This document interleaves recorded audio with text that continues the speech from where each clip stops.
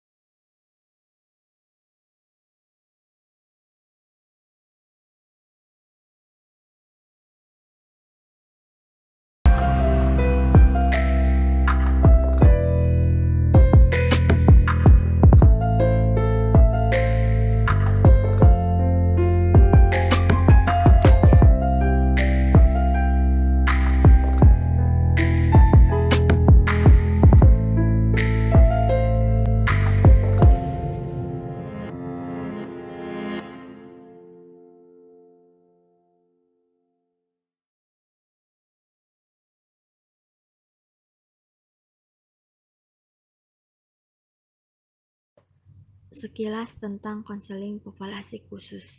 Pengertian konseling populasi khusus. Konseling populasi khusus adalah proses pemberian bantuan yang dilakukan oleh konselor kepada konseli, individu atau kelompok yang mengalami suatu masalah dengan ciri-ciri yang sama dan menepati ruang yang sama pada waktu tertentu secara khusus sehingga konseli memperoleh pemahaman yang lebih tentang dirinya, lingkungannya, dan masalahnya, serta mampu memecahkan masalah yang dihadapi dengan mampu mengarahkan potensi yang dimiliki ke arah perkembangan yang optimal dan kemudian dapat mencapai kebahagiaan dalam hidupnya. Yang selanjutnya tujuan. Tujuan terbagi menjadi dua, yaitu tujuan umum dan tujuan khusus. Tujuan umum dari kegiatan konseling ini ialah untuk membantu konseli dalam mencapai suatu kondisi yang normal dari suatu perilaku yang negatif dan mengembalikan diri seseorang dari jiwa yang tertekan menjadi jiwa yang sehat dalam menjalani kehidupan dalam bermasyarakat maupun menjalani proses pembelajaran.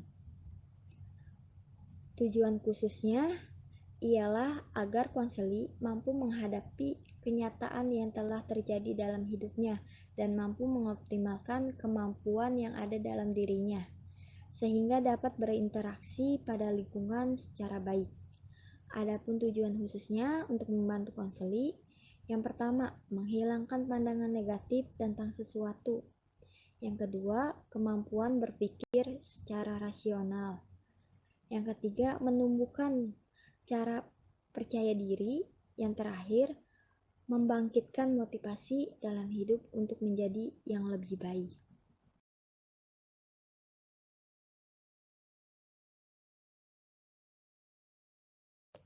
Mengenai panti asuhan. Pengertian panti asuhan. Menurut Musdalifah, definisi dari panti asuhan adalah panti asuhan dapat diartikan sebagai suatu lembaga untuk mengasuh anak-anak, menjaga dan memberikan bimbingan dari pimpinan kepala anak dengan tujuan agar mereka dapat menjadi manusia dewasa yang cakap dan berguna serta bertanggung jawab atas dirinya dan terhadap masyarakat kelak di kemudian hari. Panti asuhan dapat pula dikatakan atau berfungsi sebagai pengganti keluarga dan pimpinan panti asuhan sebagai pengganti orang tua. Sehubungan dengan orang tua, anak tidak dapat berfungsi sebagaimana mestinya dalam mendidik dan mengasuh anaknya. Selanjutnya, tujuan penyelenggaraan panti asuhan. Menurut Departemen Sosial, tujuan penyelenggaraan panti asuhan yaitu tersedianya pelayanan kepada anak dengan cara membantu membimbing anak agar menjadi anggota masyarakat yang dapat hidup layak dan penuh tanggung jawab. baik terhadap dirinya, keluarga, maupun masyarakat. Terpenuhinya kebutuhan anak akan kelangsungan hidup untuk tumbuh kembang dan memperoleh perlindungan, antara lain dengan menghindarkan anak dari kemungkinan keterlantaran pertumbuhan dan perkembangan jasmani, rohani, sosial, sehingga memungkinkannya untuk tumbuh kembang secara wajar. Terbantunya anak dalam mempersiapkan pengembangan potensi dan kemampuannya secara memadai dalam rangka memberikan bekal untuk kehidupan dan penghidupannya di masa depan. Yang selanjutnya ada syarat dan prosedur mendirikan panti asuhan. Syarat mendirikan panti asuhan adalah: yang pertama, surat permohonan; yang kedua, tanah hak milik bersertifikat atau hibah; yang ketiga, susunan pengurus panti; yang keempat, sarana dan prasarana yang mendukung dan dihuni anak panti minimal 15 orang; yang keenam, akte dan notaris. Selanjutnya, saya Jessica Evalin dengan NPM 2018 0150743 akan menjelaskan mengenai prosedur mendirikan panti asuhan adalah sebagai berikut. Yang pertama itu mengajukan permohonan. Yang kedua, berkas diterima atau ditolak sesuai ketentuan. Yang ketiga, koordinasi tim teknis. Yang keempat, peninjauan survei dari tim teknis. Yang kelima, rekomendasi dari OPD terkait. Selanjutnya, latar belakang anak asuh. Yang pertama, beberapa faktor penyebab anak tinggal di panti asuhan antara lain sebagai berikut. Orang tua meninggal atau tidak ada sanak keluarga yang merawatnya sehingga menjadi anak yatim piatu. Yang kedua, orang tua tidak mampu atau sangat miskin sehingga tidak dapat memenuhi kebutuhan minimal anak-anaknya. Selanjutnya, orang tua tidak dapat dan tidak sanggup melaksanakan fungsinya dengan baik atau dengan wajar dalam waktu relatif lama. Misalnya menderita penyakit kronis dan lain-lain. Selanjutnya mengenai anak asuh. Ada tentang latar belakang anak asuh. Latar belakang anak asuh itu terbagi-bagi. Ada yang anak asuh itu berlatar belakang orang tua meninggal dan atau tidak ada sanak keluarga yang merawatnya sehingga anak menjadi yatim piatu.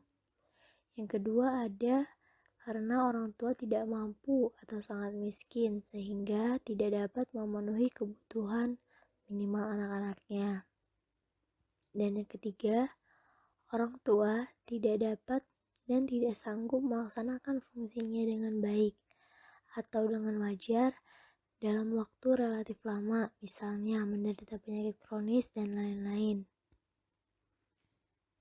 Assalamualaikum warahmatullahi wabarakatuh. Saya Laila Tusika Sonia Fauzia, NPM 2018-01500-755, ingin menjelaskan persyaratan penerimaan anak asuh panti asuhan.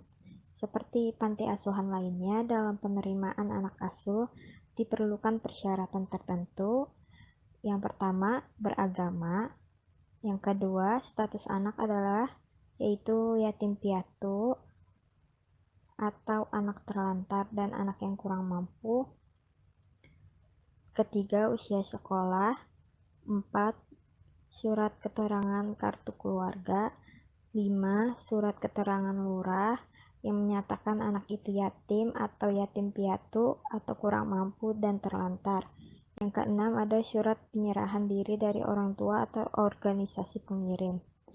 Yang terakhir, ada surat perjanjian tentang kesediaan orang tua atau wali untuk menerima kembali apabila pelayanan anak asuh dianggap selesai, atau bagi anak asuh yang masih mempunyai orang tua atau wali. surat keterangan sekolah apabila masih ada atau masih sekolah. Yang selanjutnya ada hak anak asuh. Yang pertama, mendapatkan fasilitas yang ada seperti tempat tinggal, tempat tidur, dan lain sebagainya. Yang kedua, tercukupinya kebutuhan sehari-hari seperti makan, peralatan mandi, peralatan sekolah, dan lain sebagainya. Yang ketiga, mendapatkan fasilitas untuk belajar seperti buku, meja belajar, dan lain sebagainya. Yang keempat, bisa melanjutkan sekolah tanpa biaya sampai sekolah lanjutan tingkat atas.